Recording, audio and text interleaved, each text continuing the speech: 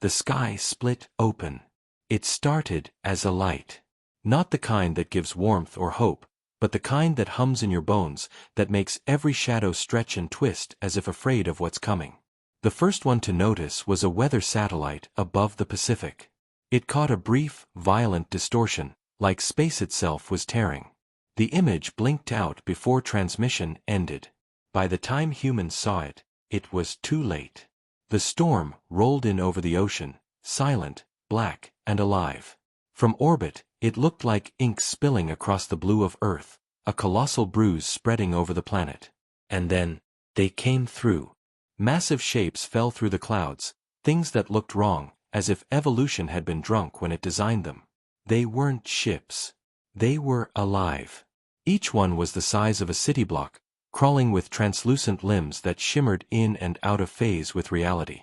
Some said they were beasts, others said they were weapons, but everyone agreed, they were not from our universe. When the first one landed off the coast of Japan, the ocean boiled. The shockwave leveled 3 cities. The second appeared over California. The third, over Moscow. By dawn, the world had 3 craters, 2 billion terrified people, and one question. What are they? Chapter 2. The First Contact. It wasn't an invasion, not yet. They didn't attack like armies do. They spread like a disease. From each crater, smaller organisms began to emerge. Twisted forms that walked like humans, but too tall, too thin, with faces that looked borrowed.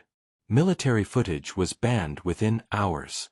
But leaks spread online, blurry clips showing soldiers firing endlessly into creatures that didn't bleed, didn't fall, didn't even care. They moved with one purpose, to find something. At first, scientists thought it was resources. Then DNA. But when one was captured, for all of 3 minutes before melting through reinforced walls, it spoke. Not with sound, but through every screen, every radio, every mind tuned in. The seal is broken. The keepers have failed. The garden reclaims its due.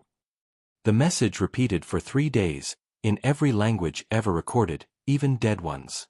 The world panicked. The nations blamed each other.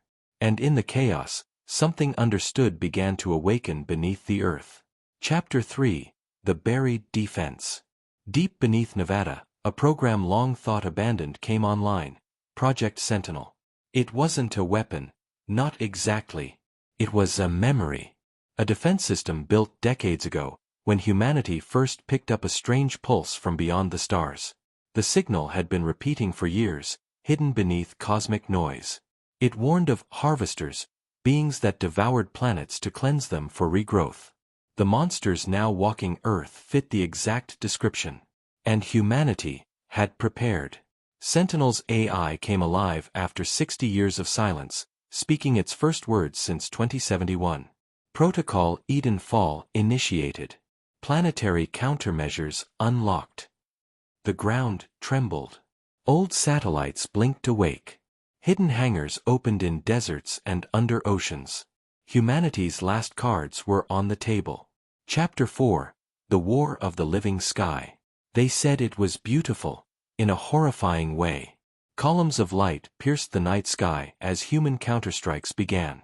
Massive plasma cannons hidden under ice sheets unleashed beams that tore through the air, and experimental drones swarmed the alien leviathans like hornets around a burning hive. But the monsters adapted. They learned. They evolved.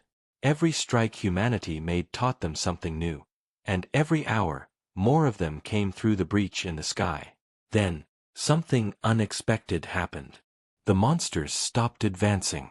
They gathered over the Pacific, forming a ring, spinning faster and faster, distorting gravity itself.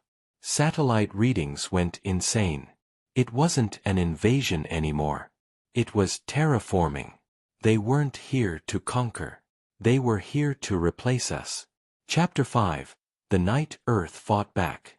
When all hope seemed gone, the Sentinel AI made a decision no human could. It reactivated an experimental reactor buried in the Mariana Trench, a weapon meant to rewrite atmospheric composition using directed fusion. Its creators called it the Dawn Core. To activate, it would burn half the world's oceans. but it would also seal the breach forever.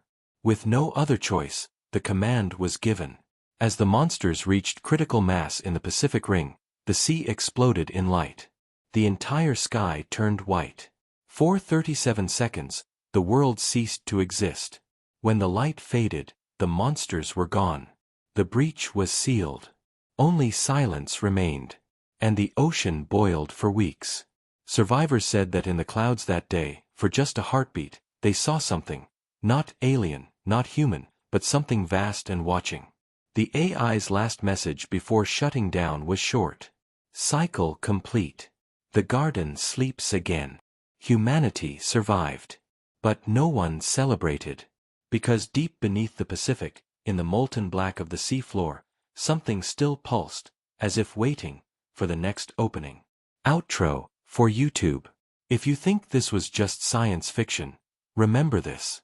The last recorded satellite image before the dawn core fired showed hundreds of new lights forming on the dark side of the moon. And none of them were stars.